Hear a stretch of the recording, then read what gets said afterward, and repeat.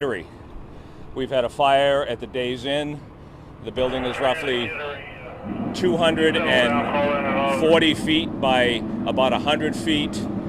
It was heavily involved on arrival. The call came in at 12:03.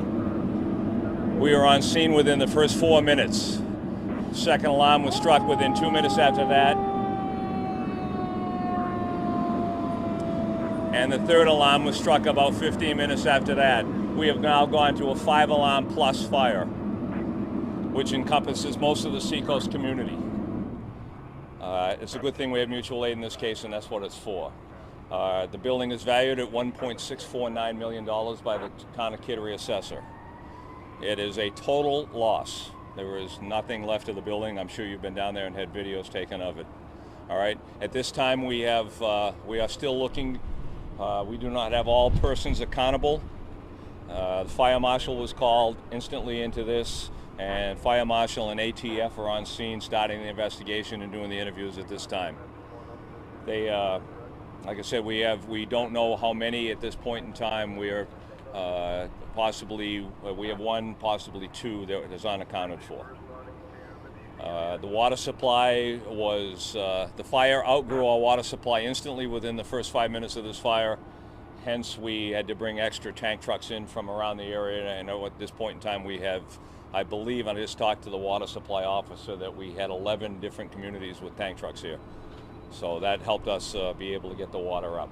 The building is a non-fire suppressed building. It is alarm paneled, so everybody that alarms were going off on arrival. Any questions? Chief, what about the conditions here? You're going to need to speak up because that's making these pumping. Yep, it's incredibly windy right now. How has the weather played? It's interesting. The wind is coming from the northwest.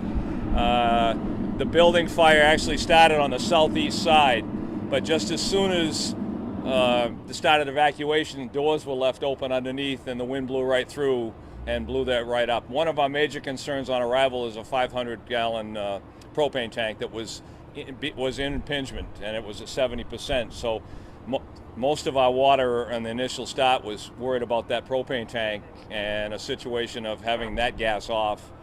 So we actually protect our firefighters that way.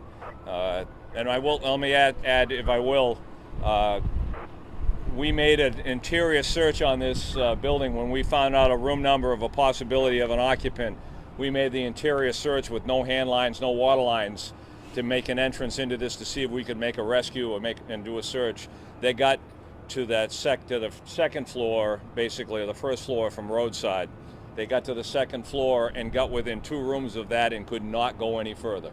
That was way, way, way too much fire at a point at that time, and they had to turn around. At that point in time, when they said that they could not make entrance into that room or anything close to that room, we went to a strictly defensive mode to protect the firefighters. And how are the firefighters doing? Any injuries from anyone on the I have one firefighter with a laceration, and the other injury we have is from a passerby that came to watch the fire. She went down, and they're working with her now. Chief O'Brien, I know you said 2, possibly 1 people unaccounted for. Do you have a sense of how many people were in the building at the time? Not at this time. When we got there, police were doing a very good job of opening doors and getting them out. We got there were actually people who had been out were running back in to get shoes and things like that. So the police did an incredible job. The Kittery police needed a pat on the back because I'm busy trying to figure out how we're going to fight this fire, and they're in there trying to get the people out before we got there. So no idea how many people. Is there anything about this particular fire that made this especially challenging for your department? Yeah, the wind, lack of water, wind, size of the fire, size of the building, lack of a fire suppressed building. All those add up. Chief, is it known where the fire originated and any potential causes? Not yet at this time. It's under investigation. We're hearing that the owner of this motel had applied for a demolition permit recently. That's something that my town manager will deal with. She's a public relations on this fire. That's something she can handle very well. I have heard the same things. How about any other structures? We heard some. The fire Yes. spread to other structures. The fire extended next door. I understand wind's coming from the northwest. We have a building that sits dead south to it. We have its York Hospital Physical Therapy and also a health club. There's a gazebo out there that's, I think the roof kind of came off it. That much fire, that quick, that much heat, and that much ember. We also had fires across the street that was set. Several woods fires and brush fires that extended almost, it got into one side of a house and was quickly knocked down. And we have had brand patrol all the way out to Route 1 on State Road, and they've been knocking down fires out there in the woods and things like that. When will you know if this fire is clear of any casualties? When will they know? Not for a while, probably. It's that much destruction. We'll be a while before we get figuring out where we're going. What does the investigation into this look like once you finally do put the fire out? I mean, kind of what steps would be next? The next steps will be determining where we start to look. We have an idea. We will start to work with Fire Marshal's office. I have two marshals, investigators on scene now, and I understand the sergeant's on his way down. At that point in time, we will direct efforts with the firefighters into those areas that are of major concern for where we think there could be a possibility of that issue. When's the last time your department's dealt with a fire of this size? That's a good question. I mean, we deal with fires all the time. We've had a very busy winter with structure fires. Not this one's a big one. I mean, years ago that burnt. I was a firefighter when that whole place burnt, but I guess we had a major one down the village. It was maybe 15 years ago that went to a third alarm. But most of our stuff is handled with single alarm, maybe 2 alarm fires, residential type buildings. So you say it's been a long time since you've dealt with a 5 alarm. I was at a 5th alarm within a half hour.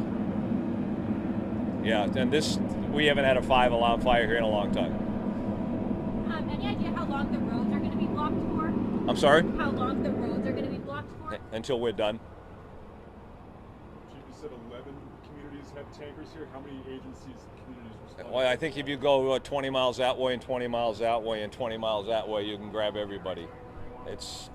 Name a town, I'll tell you they're here. How many? Approximately 16 communities.